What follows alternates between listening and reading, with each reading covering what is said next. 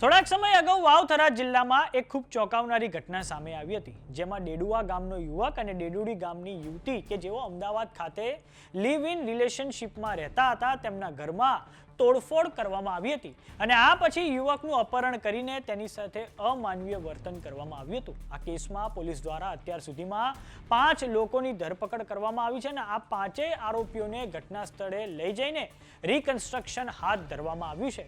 થરાદની sessions court દ્વારા આ 5 આરોપીઓના 5 દિવસના રિમાન્ડ મંજૂર કરવામાં આવ્યા છે.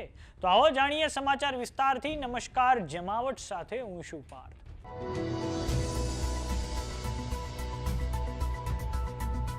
વાવથરા જિલ્લાના ડેડુઆ ગામનો એક યુવક કે જે અમદાવાદ ખાતે ડેડુડી ગામની યુવતી સાથે મૈત્રી કરારમાં એટલે કે લિવ ઇન રિલેશનશિપમાં રહેતો હતો, તેનું થોડાક સમય અગાઉ અમદાવાદ ખાતેથી અપહરણ કરવામાં આવ્યું હતું અને આ પછી અજ્ઞાત સ્થળે તેને ગોંધી રાખીને તેની સાથે ખૂબ અમાનવીય વર્તન કરવામાં આવ્યું હતું.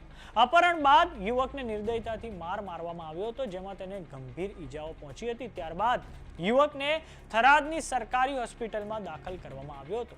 ભોગ બનનાર યુવકની ફરિયાદના આધારે થરાદ પોલીસે લાખાણીના કુવાણા ગામના સરપંચ સહિત 12 સામે નામજોગ અને અન્ય 12 અજાણ્યા શખ્સો સામે મળી એમ કુલ 24 લોકોની સામે એફઆઈઆર નોંધી હતી.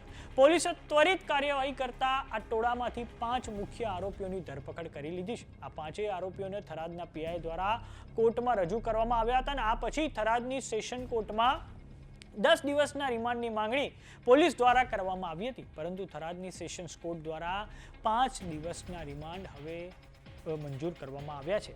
પકડાયેલા આ 5 આરોપીઓએ કઈ રીતે યુવકને ઉપાડ્યો હતો અને કઈ જગ્યાએ તેને ગોંધી રાખીને અત્યાચાર ગુજાર્યો હતો તે તમામ કડીઓ જોડવા માટે પોલીસ આરોપીઓને સાથે રાખીને ઘટનાનું રિકન્સ્ટ્રક્શન કર્યું છે. પોલીસની આ કડક કાર્યવાહી જોઈને ગુનેગારોમાં ફફડાટ વ્યાપી ગયો છે અને હજુ પણ 19 જેટલા આરોપીઓ ફરાર છે, જેમને પકડવા માટે અલગ ટીમો બનાવીને શોધખોળ તેજ કરવામાં આવી છે.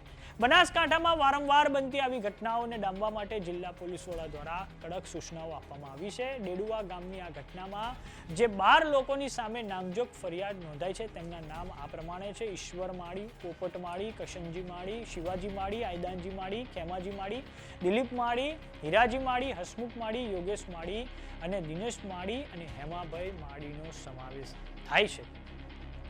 તો થોડાક સમયથી ગુજરાતમાં જે આંતરજ્ઞાતીય વિવાહ છે તેને લઈને ખૂબ મોટા વિવાદો સામે આવતા રહ્યા છે. જેમ કે થોડાક સમય અગાઉ સુરતમાં જે ગાયક કલાકાર છે આરતી સાંઘાણી, તેમનો વિવાદ થયો હતો.